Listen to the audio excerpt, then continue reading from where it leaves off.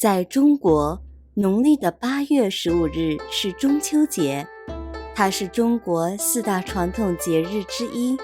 关于中秋节的起源，我们在另一个视频已经做了介绍。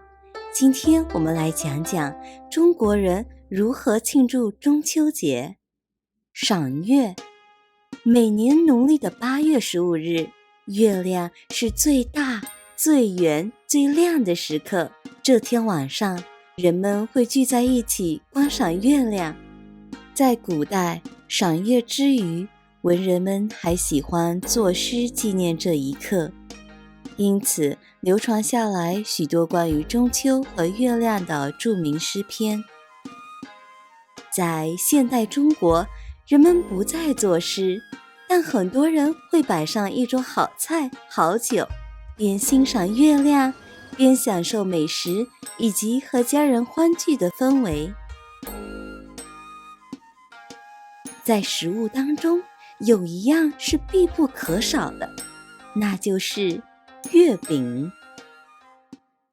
吃月饼，月饼是中秋节的特色节日食物，它的形状如同8月15的月亮，圆圆的，象征团圆。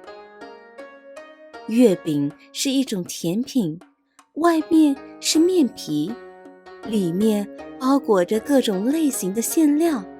中秋节临近时，亲朋好友间有互相赠送月饼的习俗，甚至一些公司也会在中秋节发放月饼给员工们。刚才说的这2个习俗是在全中国流行的最普遍的中秋习俗。此外，在不同的地区还流行着一些具有地方特色的中秋习俗，比如观潮。在浙江一带，中秋节还有去观看涨潮的活动。每年的农历8月15，月亮是离地球最近的时刻，所以也是潮水最大的时刻。人们会成群结队前往钱塘江畔去观看潮水。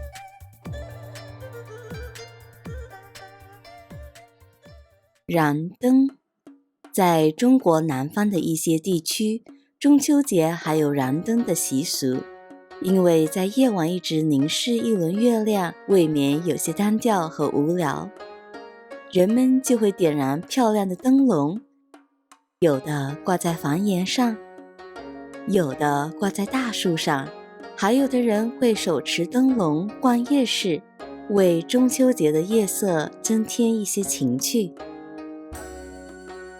猜灯谜，在一些公共场合，制作者会在灯笼上写上一些谜语，人们会聚在一起猜谜语，结交新朋友。总之，中秋节所有的习俗体现出这个节日的重点就是团圆。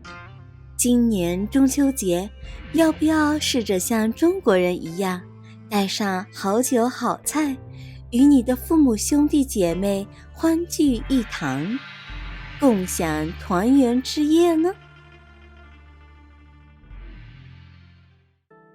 ？AL Language Cafe, acquire a new language, leap into a new world.